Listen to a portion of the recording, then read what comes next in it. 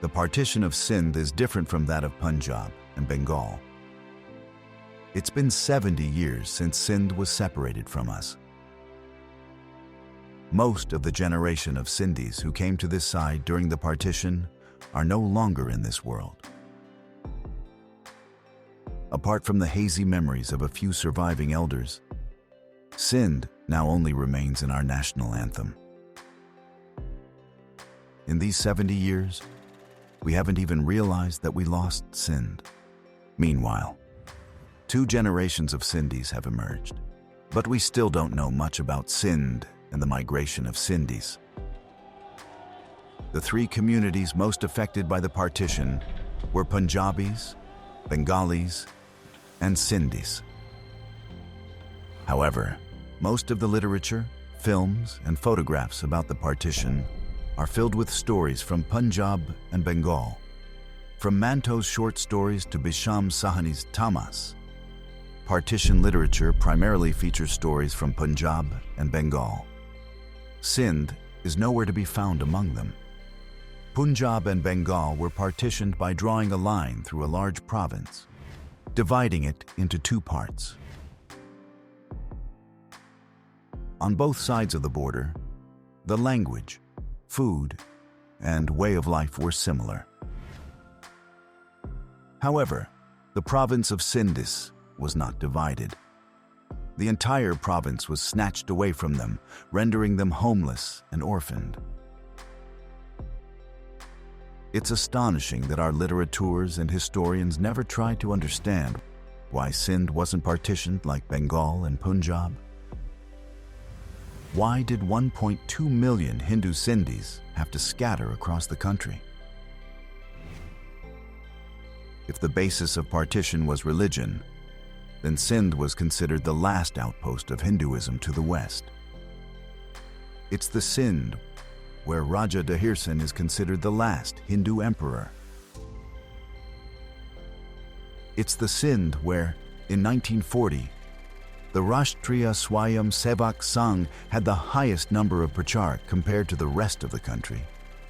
Did Sindhi Hindus leave that entire Sindh behind? To understand this question, you have to forget the Punjabi and Bengali experiences of partition. At the time of partition, the atmosphere in Sindh was different from the rest of the country. There were no communal riots, nor was there an atmosphere of hatred between Hindus and Muslims. Most Sindhis believed that partition was a rumor, and they didn't have to go anywhere. Nandita Bhavnani writes in her book, Making of Exile. On June 3, 1947, Mountbatten announced India's independence. At that time, communal riots were raging in various places, including Bihar, Delhi, Lahore, and Calcutta. But Sindh remained consistently peaceful. Barring a few isolated incidents, Sindhi Hindus lived in peace and harmony with their Sindhi Muslim brethren. Due to this peace and brotherhood, Sindhis believed that everything would be all right after a few days. The utopian dream of Gandhi envisioned, Sindh was truly living it. There were 2 reasons for the absence of communal riots in Sindh. First, the Sufism and calm nature of Sindhis. Perhaps the waters of the Indus River carried the essence of love. Because Hindus and Muslims lived together in Sindh for 1100 years, with a shared language and culture, in harmony. Although their religions were different, Sindhis found a way around that too.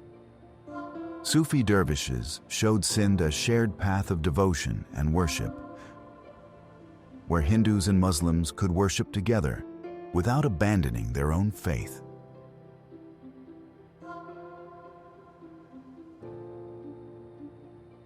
Even if Sufism wasn't born in Sindh, it resonated with the calm-natured Sindhis. Even today, there are famous Sufi shrines in Sindh where millions of people go to worship.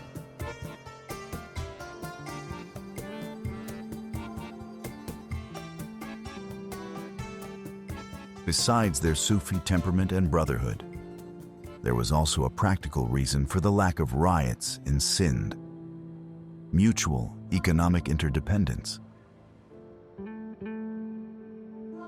After the arrival of the British in 1843, Hindus in Sindh progressed rapidly. The British decision to include Sindh in the Bombay Presidency also empowered Hindus. By 1947, minority Hindus owned over 40% of the land in Sindh.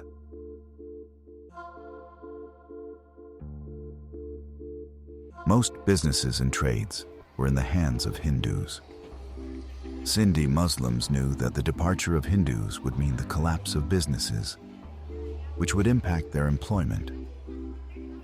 Therefore, Muslims tried to stop Hindus until the very last moment. Their suspicion about the demise of businesses was correct. The departure of Hindus severely affected Sindh's economic progress. Many cities and businesses have still not recovered from this tragedy.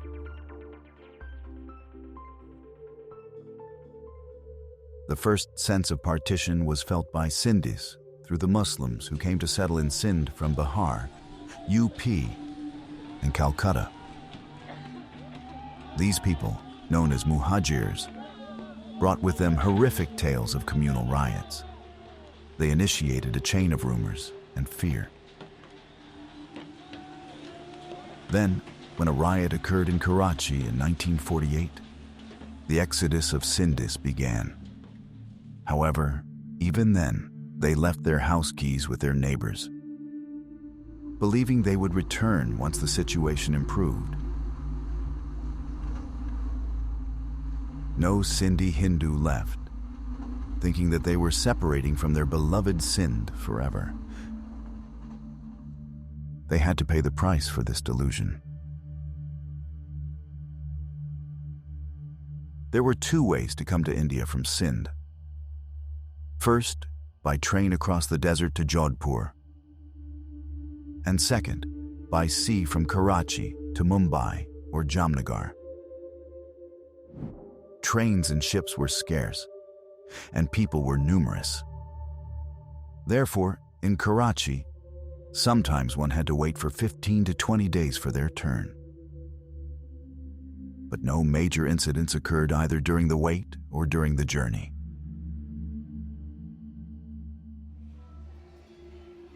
The journey was inconvenient, but 1.2 million Sindhi Hindus reached Mumbai and Jodhpur. It's another matter that as soon as they stepped out of the Jodhpur station or the Mumbai port, they entered a world where they didn't understand the language or the way of life.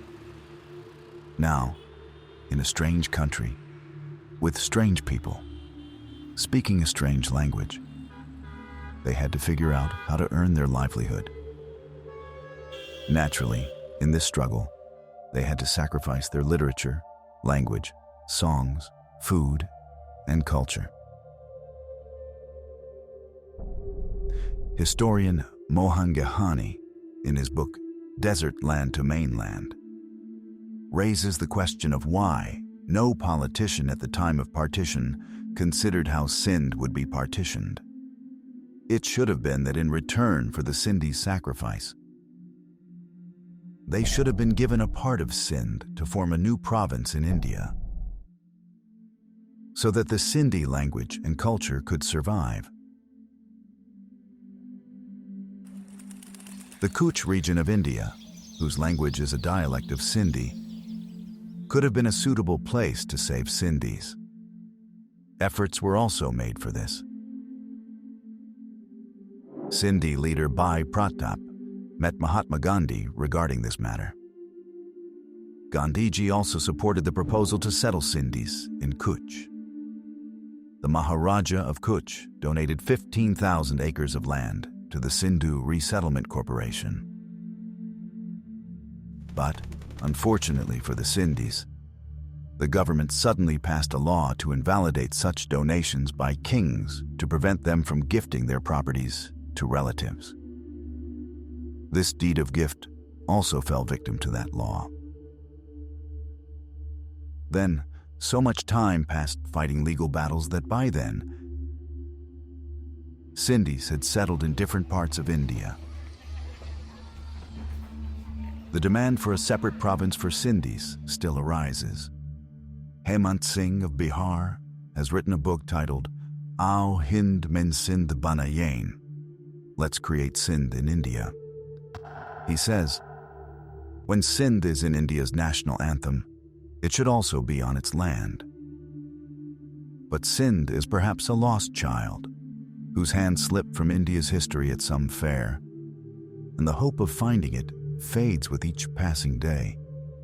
As far as Sindhis are concerned, they are now beginning to understand what land, language, culture, and all those things that partition snatched away from them truly mean.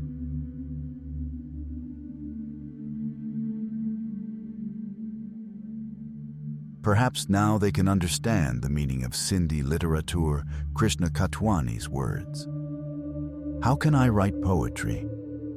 My pen only moves in the winds flowing by the banks of the Indus River.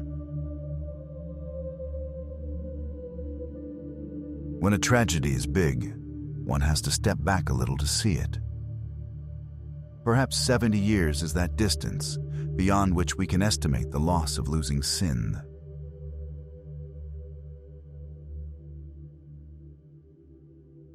Forgotten memories compiled from elders,